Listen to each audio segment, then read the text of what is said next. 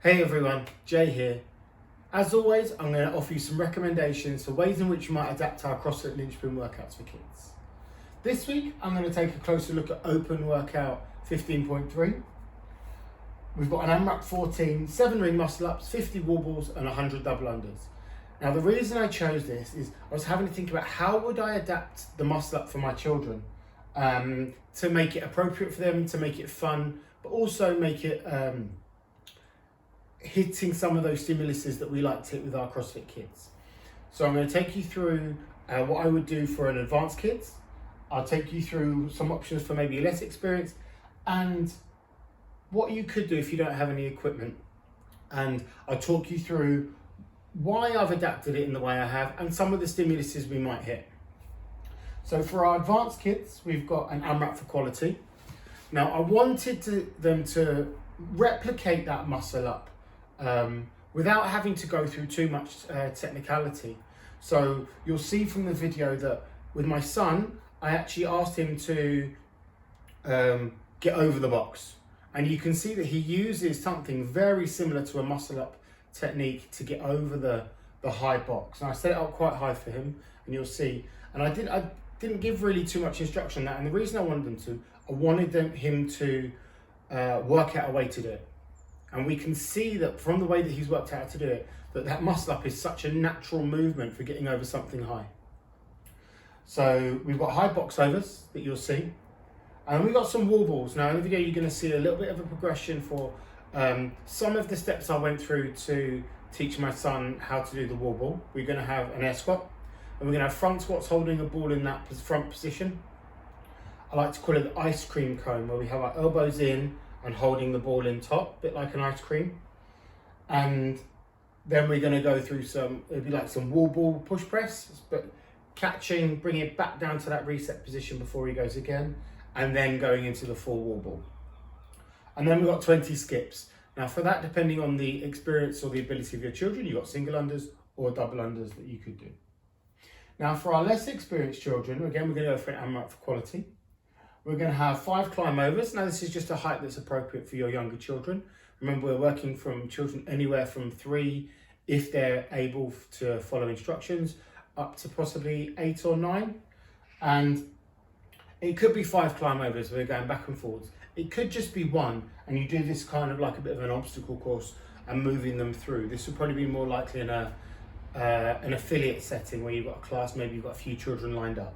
So we've got a climb over something relatively high. Again, doesn't need too much instruction in terms of that. Just let them explore how they would get over it. You'd be surprised at the techniques that they use. And then a 5-meter bear crawl. I put a bear crawl in there just to really emphasize getting some of that vestibular work in there, some vestibular stimulus. We've got some 5 air squats, so we've got our foundational movement that would lead to a wall ball once the children have more experience. Again, bear crawl to get them moving. 5 jumping jacks. It's unlikely that our very young children will have skips, but if they do, absolutely give them some skips. But 5 jumping jacks, and then they're going to run back to the start. So they're going to work through that in like a linear fashion. Now, if you have no equipment, I was kind of thinking about some of the elements of a push-up, where we don't have a bar to hang from. So it's not likely that we're going to do any of our bar hanging progressions. We don't have something to jump over, or not enough things to jump over for a big class.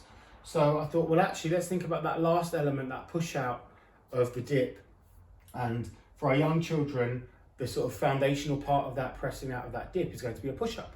So we've got our push-up progression. Now, you don't work through this in necessarily a linear fashion, but we work through each of them, and then they accumulatively will add up to your children getting the push-up. So we've got our plank hold, so we're talking about where we start and where we finish our push-up. And once we're going to work that concurrently with a warm-up push-up. So they're going to have a little bit of overextension in the back as they come up, but that's okay, we're unloaded. And they're going to warm up, but they're going to warm up to that nice plank position. And then we're going to encourage them to maintain that rigid torso and lower themselves down in a straight body. So they're getting used to holding that position on the way down. We keep the reps low because we don't want them to work too many negatives. Once they're able to hold that nice rigid position, but they don't quite necessarily have the strength, we could work some box elevated push-ups. And then obviously you'll have them working on that push-up. All those time thinking about, this is where we start and finish. At the bottom of the warm-up push-up, this is where we go to. We're thinking about hands underneath our shoulders, and then we're extending through, keeping that nice body straight. A nice way to include that is looking back over some of our past videos and have a look at some of the plank gains or plank wars that we've talked about in the past. They're fun ways to introduce those push-up progressions. Whichever option you choose, I hope you have fun with this with your families or the children that you're working with. Thanks very much.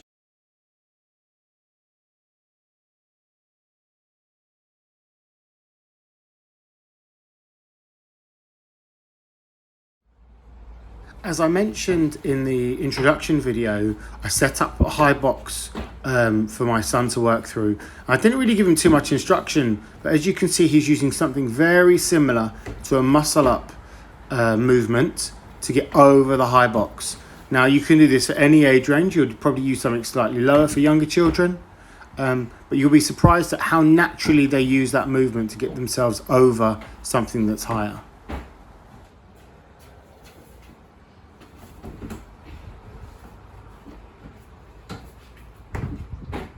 So even when I knew that my son would be doing wall balls for the workout, we still went back over the squat, even though he's done many squats in the past. So we worked on some squat technique, thinking about his positioning, thinking about the line of action.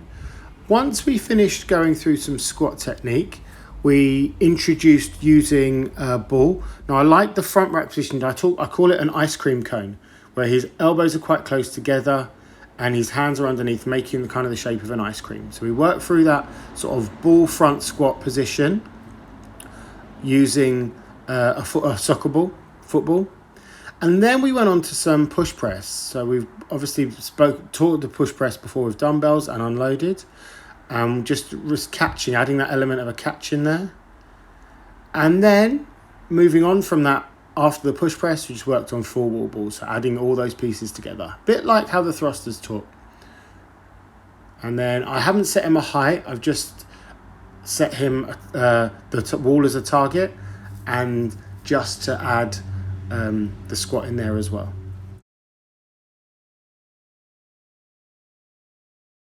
And finally, just to finish the workout, we've just got some skips. Now, again, if you've got some very advanced children, I'm sure some of them can do some double unders. By all means, do some double unders. Most children will be working just single under skips.